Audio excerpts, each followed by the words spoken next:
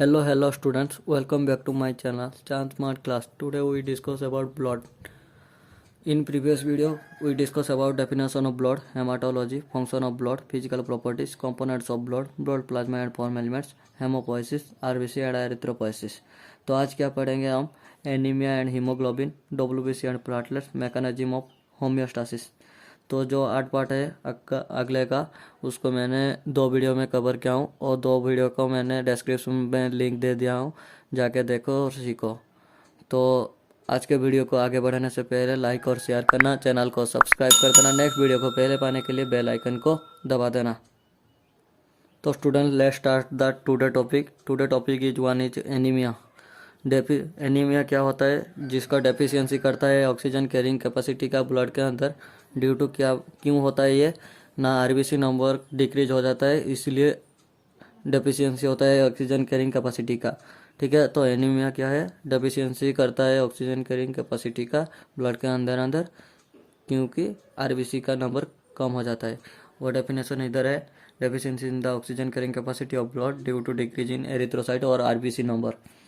जो इधर है उसको मैंने सिंपल सा 2 लाइन में लिख दिया हूँ, जिसे कि there is deficiency of haemoglobin.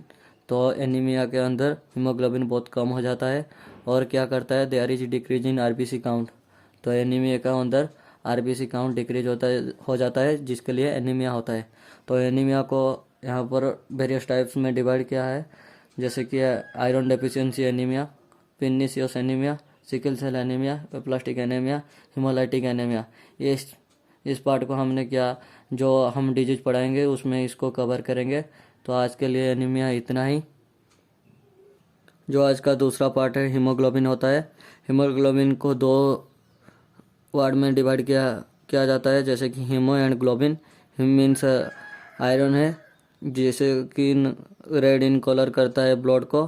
Globin means protein होता है, जैसे कि oxygen and CO2 combine and capable करता है। ठीक है, हिम जो होता है ब्लड में वो 4% रहता है और ग्लोबिन जो होता है 96% रहता है। इसको मैंने इधर लिख दिया हूँ, it consist of 4 globin molecules. तो हीमोग्लोबिन के अंदर 4 ग्लोबिन मॉलिक्यूल्स होता है, जिसका कलरलेस प्रोटीन होता है और 96% होता है। ठीक है, इधर भी मैंने बोला था कि 96% ग्लोबिन होता है और क्या करता है? It consist of 4 haemo molecules, जैसे कि 4%। इधर भी मैं बोला था ये क्या करता है? 4 हीमो मॉलिक्यूल्स होता है। जैसे कि आप इसको 100 पार्ट धरेंगे तो हीमोग्लोबिन को, तो 96% आ जाता है आपका ग्लोबिन और हीम आ जाता है 4%। 96 + 4 = 100%। तो हीमोग्लोबिन आपका 100% धरा जाता है। ठीक है, तो ये क्या करता है?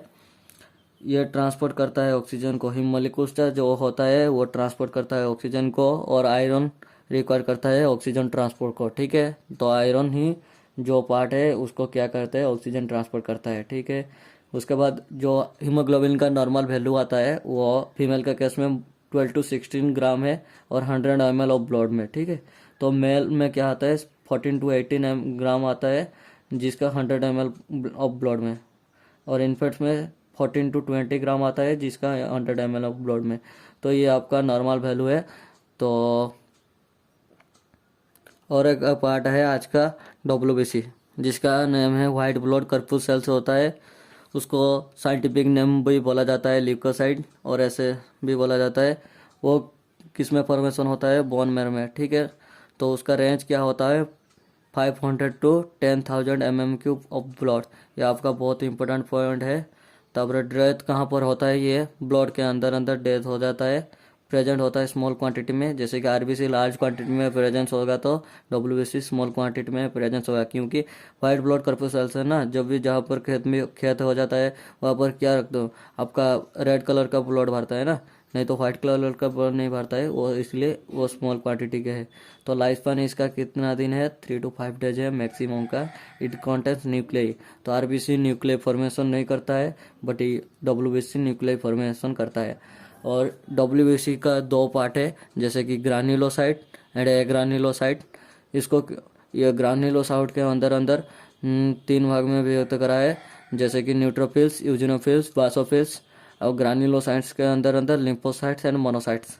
WBC का फंक्शन क्या होता है? It formation antibodies. ये फॉर्मेशन करता है क्या? Antibodies which protect disease and infection.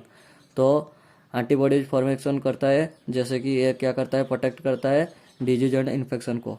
तो दूसरा पार्ट क्या आता है, removal of toxic waste and damage cells. तो WBC क्या करता है आपका, रिमूवल ऑफ टॉक्सिक करता है, वेस्ट करता है एंड डैमेज सेल्स। यह आपका WBC बहुत ही इंपॉर्टेंट है, जैसे कि आपको बहुत क्वेश्चन में पूछा जाता है। WBC का साइंटिफिक नेम क्या है, लिकोसाइट्स। फॉर्मेशन कहाँ पर होता है, बोन मेरो। रेंज कितना है, इतना, ठीक है। डेथ कहाँ पर होता है, ब्लड में, ठीक है। लाइफ स्पैन भी आपका बहुत इंपॉर्टेंट है। ये हो गया आपका WBC।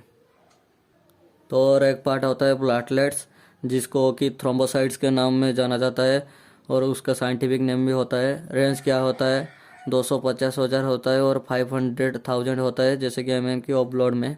It have no nuclei, यहाँ पर न्यूक्लिय नहीं होता है। जैसे कि आप जानते हैं क्या, RBC में भी नो न्यूक्लिय था, प्लेटलेट्स में भी नो न्यूक्लिय, बट WBC में भी न्यूक्लिय होता है। डायमीटर इसका क्या है, 2 to 4 μm होता है। फॉर्मेशन कहाँ पर होता है, बोन मेरो में। डेथ कहाँ पर होता है, ब्लड में। लाइफ स्पैन क्या है इसका, 10 to 12 डेज। इसका फंक्शन क्या है, इन्वॉल्व इन ब्लड क्लॉटिंग। ये किस में इन्वॉल्व होता है, ब्लड क्लॉटिंग में। जो और एक पार्ट है आज का लास्ट टॉपिक है, mechanism of homeostasis. Homeostasis include होता है किसमें ना, रेगुलेशन ऑफ बॉडी टेम्परेचर। ये क्या करता है आपका, बॉडी टेम्परेचर को रेगुलेशन करता है, and the balance between acidity and alkaline.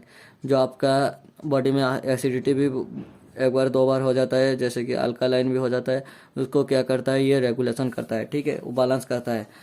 और क्या करता है, homeostasis request to detect changes the condition to regulator on effector mechanism. Homeostasis regulator करता है किसका, सेंसर डिटेक्ट चेंजेस करता है।